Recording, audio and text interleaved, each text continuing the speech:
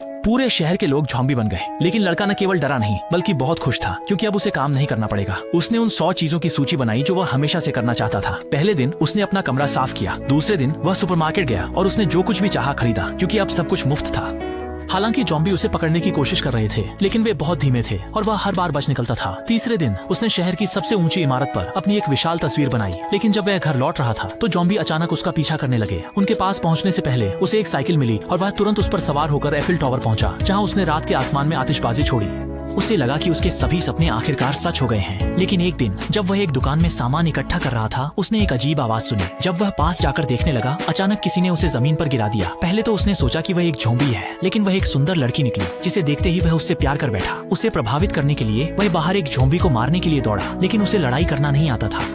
वह घबरा गया और लड़की से जल्दी भागने को कहा, लेकिन उसने सिर्फ एक ही हरकत में ज़ॉम्बी को गिरा दिया। लड़का और भी प्रभावित हुआ और उसे अपने घर खाने पर आमंत्रित किया, लेकिन लड़की इतनी कमजोर लड़के के साथ नहीं रहना चाहती थी। उसने लड़के के निमंत्रण को ठुकरा दिया और अकेले साइकिल पर चली गई।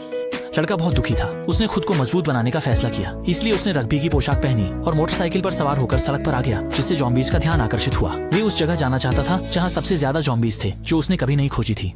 एक दिन की साइकिल यात्रा के बाद लड़का आखिरकार इस सड़क पर पहुंचा। उसने देखा कि कई ज़ॉम्बी घूम रहे थे। लड़के ने एक तरीका सोचा। इस समय ज़ॉम्बी ने भी लड़के पर ध्यान दिया और उसकी ओर बढ़ने लगे। लड़के ने एक छोटा स्पीकर निकाला, उसे पास में फेंक दिया और संगीत बजाने का स्विच दबाया। तुरंत ही सभी ज़ॉम्बी उसकी ओर आकर्षित हो गए। लड़का सफलतापूर्वक सड़क के अंदर चला गया।